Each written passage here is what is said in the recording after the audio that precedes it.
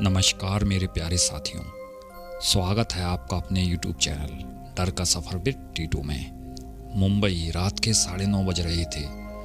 Mona Lisa taxi से उतरी और अपने सामने खड़ी रायचंद की हवेली को देखा। शहर के शोर शराबे से दूर यह हवेली एक सुनसान इलाके में थी, लेकिन इसकी बनावट राजसी थी। हालांकि इस पर समय की मार साफ दिख रही थी। पुरानी दीवारें, जगह जगह पड़ी धूल और झरझर खिड़कियां। यही है वो जगह। मोनालिसा ने अपने बैग से कागज निकाला और पता मिलाया। वो एक फ्रीलांसर जर्नलिस्ट थी जो रहस्यमय कहानियों पर रिसर्च करती थी। हाल ही में उसने सुना था कि रायचंद हाउस में अजीब घटनाएं होती हैं। कोई ज़्यादा दिनों तक यहाँ टिक नहीं पाता, लेकिन कोई ठोस सबूत नहीं था। हवेली के गेट पर खड़ा केयर टेकर रघु काका उसकी ओर बढ़ा। मैडम, आप सच में यहाँ रहना चाहती हैं? हाँ, क्यों नहीं? रघु काका कुछ पल चुप रहे, फिर बोले, बस ऐसे ही।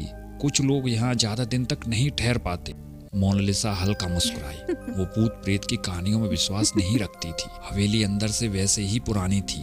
लकड़ी की सीढ़ियाँ चरमराती थी, कमरों में हल्की सी सीलन थी और दीवारों पर पुरानी पेंटिंग टंगी थी।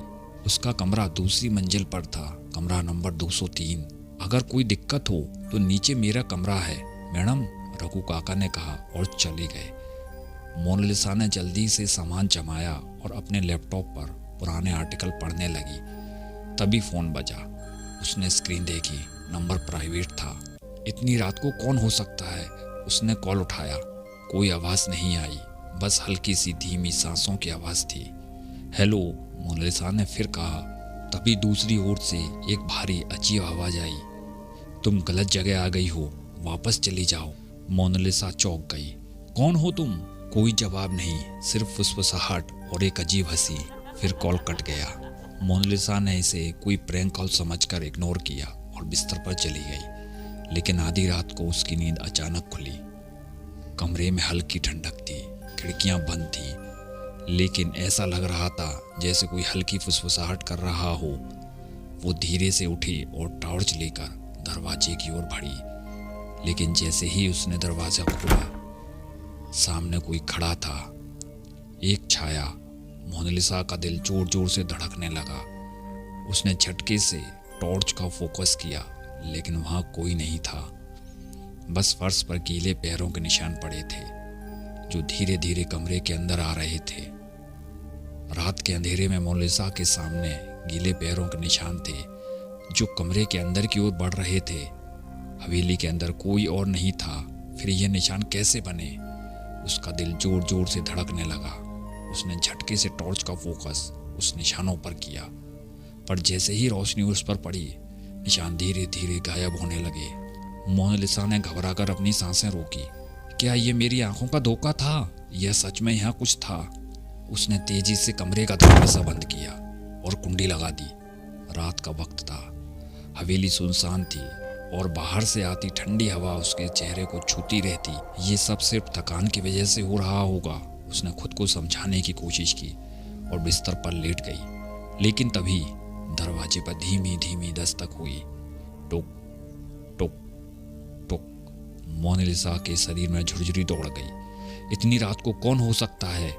उसने हिम्मत जुटाई और धीरे धीरे उठकर दरवाजे की ओर बढ़ी। लेकिन जैसे ही उसने दरवाजे से झांका, वहां कोई नहीं था, पर दस्तक अब भी जारी थी और वह आवाज तेज हो रही थी। टुक टुक टुक टुक। मोनालिसा ने घबरा कर दरवाजा खोल दिया, पर सामने कोई नहीं था। मोनालिसा ने गहरी सांस ली और सोचा कि शायद हवा की वजह से ऐसा हो रहा होगा।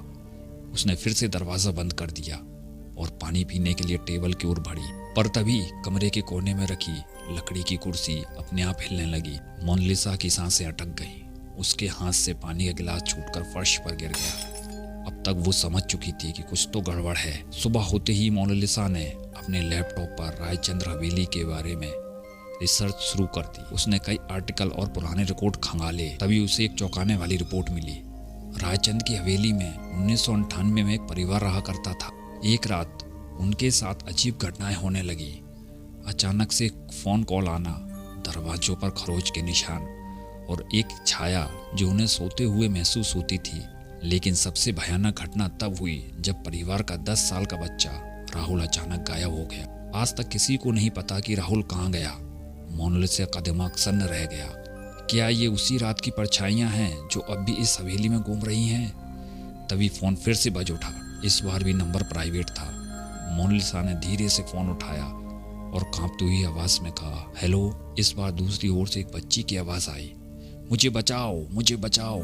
मोनालिसा की रूह कांप गई। उसने कांपते हाथों से पूछा, तुम कौन हो? फोन के दूसरी ओर से अब वही भारी डरावनी आवाज आई, तुम यहाँ से नहीं जा सकती। फोन अपने आप कट गया। मोनालिसा का शरीर पसीने से भीग गया था। क्या हवेली में वही बच्चा अब भी भटक रहा था, या फिर ये सब कुछ भयानक आत्मा का जाल था? तभी अचानक खिड़की के कांच पर किसी के नाखूनों के खरोचने की आवाज आने लगी।